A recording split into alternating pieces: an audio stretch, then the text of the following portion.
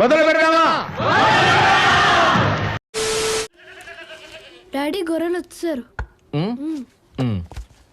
రైలు వస్తుండగా రైలు పట్టాల మీద పడుకుని ట్రైన్ ఎక్కేసింది. రైలు పట్టాల మీద తలపెట్టి పడుకున్నాను బాబు. 4-5 రైళ్లు నా మెడ మీద నుంచి వెళ్ళిపోయా. రైళ్ళ? అవును. జైన ఈ యొక్క బాడీ హాస్పిటల్లో డాక్టర్లే నేను ట్రీట్మెంట్ చేయను, తీసుకెళ్లి పెన్నా నదిలో పడేయమని చెప్పిన డాక్టర్సే ఈ బ్రదర్ ఎలా బ్రతికారు?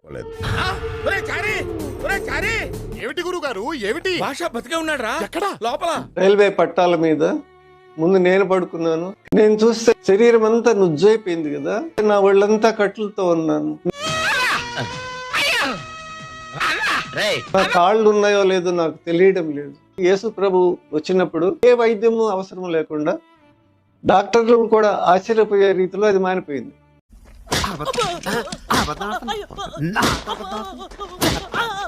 పరలోకంలో మన కోసం ఒక బ్యాంక్ ఉంది. నిజమా అల్లుడు? అంతకంటే ఇంకేం కావాలి సార్? ఆ బ్యాంకులో భద్రంగా మన ధనాన్ని దాచుకోవాలి. రెండుగా చేసే మా బొంద ఈ సొర్కంతా గోవింద. God bless you. పంగనామాలు పెట్టి తొప్పితే గోవింద అంటారేంట్రా?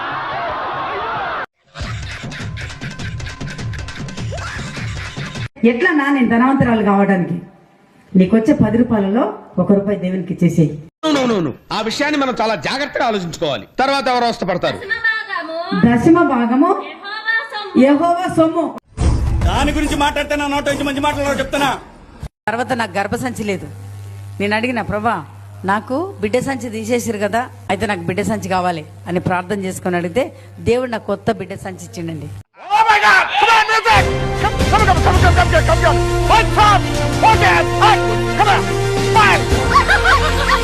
నాకు లక్షలు వచ్చింది కాక దేవుడు అట్లా ప్రార్థన చేస్తే నాకు 3.5 లక్షలు దేవుడు నాకు ఇవ్వటం జరిగింది.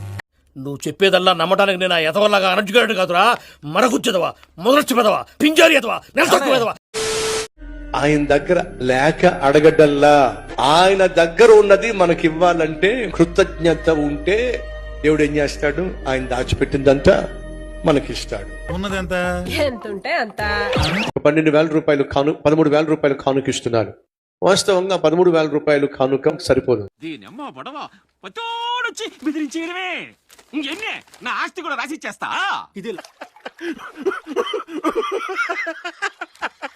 ఇచ్చేటటువంటి కానుకలో 15 మందికి భోజనాలు పెడితే 15 మందికి ఇంటూ 200 రూపాయలు ఇసుకుంటూ 3,000 రూపాయలు మళ్ళీ బ్యాక్ వెళ్ళిపోతుంది. తరబాతను వేం అడగబోతున్నావో నాకు బాగా అర్థమైపోయింది. ఇంకొక మాట మాట్లాడమంటే ముఖం పగిలిపోద్ది. పంది బాగాలని ఇస్తున్నదే తక్కువ, సరిపోవటల్లా. కానీ ఇలా 15 మంది, 20 మంది, 10 మంది అని వల్ల చాలా కష్టం అవుతుంది. అయ్యయ్యో సానుభూతి వద్దురా. ఇచ్చింది కాస్త సగం పట్టుకెళ్ళిపోతున్నారు భోజనాల రూపంలో, ఆ రూపంలో, ఈ రూపంలో.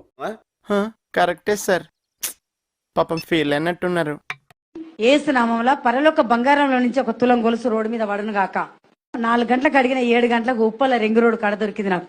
Wow, what a medical miracle. Net సరిపోతలేదనేసి నేను ఎంత ఏడ్చుకుంటూ ప్రార్థన చేసాను. 3:30కి అన్లిమిటెడ్ లైవ్ మా ఇంటికి వచ్చేసిందండి. ఓహి అమ్మా, ఎట్టమ్మా ఏందమ్మా మీరు ఏంటి? 40 రూపాయలు బ్యాగ్ లో పెట్టుకుని నేను బస్సులో కూర్చొని ప్రార్థన చేస్తూనే ఉన్నా. బస్సు దిగేటప్పుడు డ్రైవర్ వెనక సీట్ల 1000 రూపాయలు కనిపిస్తున్నాయి నాకు. 500 రూపాయల నోట్లు. వాడు దొంగ. నీకెలా తెలుసు? వాసన వస్తుంది. సరే నేనైతే తీసుకుంటాను చెప్పేసి తీసుకున్నా. నేను తీసుకున్న 500 దొంగతనం అంటారా? మరి ఏమంటారు? తస్కరించుట. రెండింటికి ఏంటి తేడా? దొంగతనం అంటే దౌర్జన్యంగా దోచుకోవటం, తస్కరించుట అంటే తెలివిగా తీసుకోవటం. సోది చెప్పి కవర్ చేయకు. నా సాక్ష్యం ఏంటంటే 9 years బ్యాక్ నాకు ఎక్సలెంట్ జాబ్ ఉండేది. I was an IIM student. నాకు అప్పుడు నెలకి 1,50,000 జీతం ఉండేది.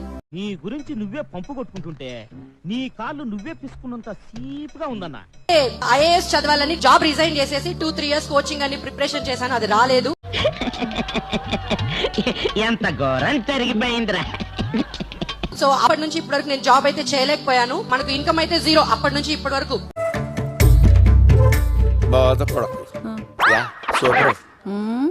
సూపర్. జూలై నెలలో అయ్యగారు ఎవరైతే అంటే జాబ్స్ లేకుండా అప్పుల్లో ఉన్నారో నన్ను ఎవరిని ప్రేరేపించి వాళ్ళ చేయి తాకమంటే వాళ్ళు తాకుతానన్నారు. సరే నేను కూడా చేయెత్తాను. వాళ్ళు తాకిన వాళ్ళలో నా చేయి కూడా తాకారు. పిల్ల నా శక్తిలో నీకు దారపోస్తాను, వెచ్చల విడిగా వాడుకో. థ్యాంక్ యూ స్వామి. తాకిన తర్వాత స్టార్ట్ చేద్దాం మా అపార్ట్మెంట్స్ లో అనుకున్నాను. ఇది 3వ నెల. 2 రోజుల క్రితం 6 ఒకేసారి జాయిన్ అయ్యారు. Income from next month would be 45,000 minimum. ఎంత గొప్ప అద్భుతం చేశాడంటే సర్వనాశనం చేసావు. ఎరుపుకోల దగ్గర నుండి ఎరుపుకు సలహాలు తీసుకుని ఎరుపుకు అవ్వకండి మీరందరూ, గుర్తుపెట్టుకోండి. 5-10కి దేవుడు ఆశీర్వాదాలు ఉండవంటి. ప్రపంచంలోని అంత నికృష్టుడు కూడా ఉండడరా. శవం మీద మరమరాలు ఎలుగుతునేవాడు మొహలా మొహం చూడు. నీకేం వస్తుందో దాంట్లో రెడీ. ధాన్యంలో కూడా దశంభాగం ఇవ్వాలి.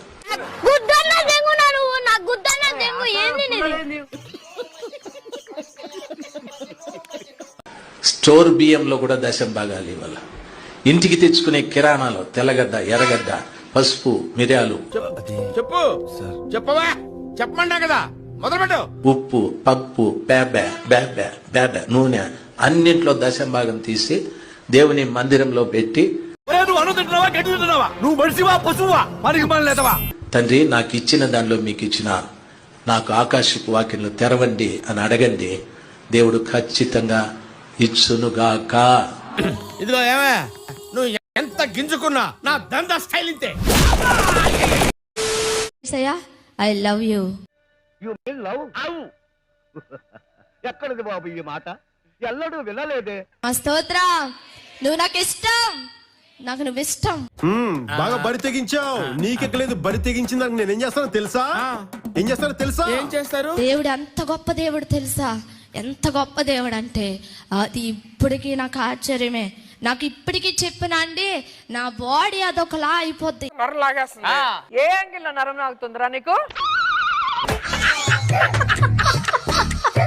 ఎంత ఆయన శక్తిని అనుభవిస్తే ఎంతలా ఉంటది. ఆయన శక్తిని అనుభవిస్తే ఎంతలా ఉంటది. అంత మాట్లాడేసిందేట్రా.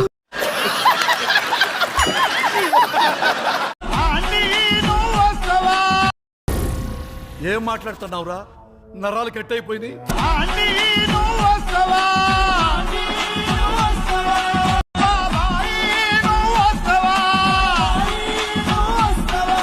దట్ ఐ థింక్ వాటో what.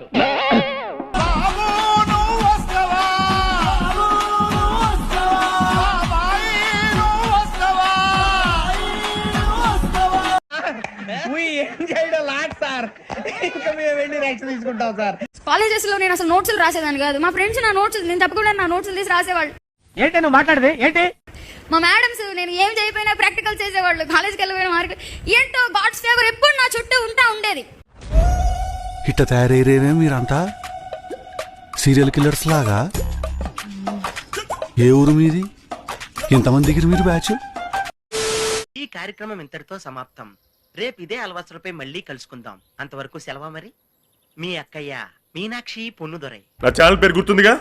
Please like, share and subscribe.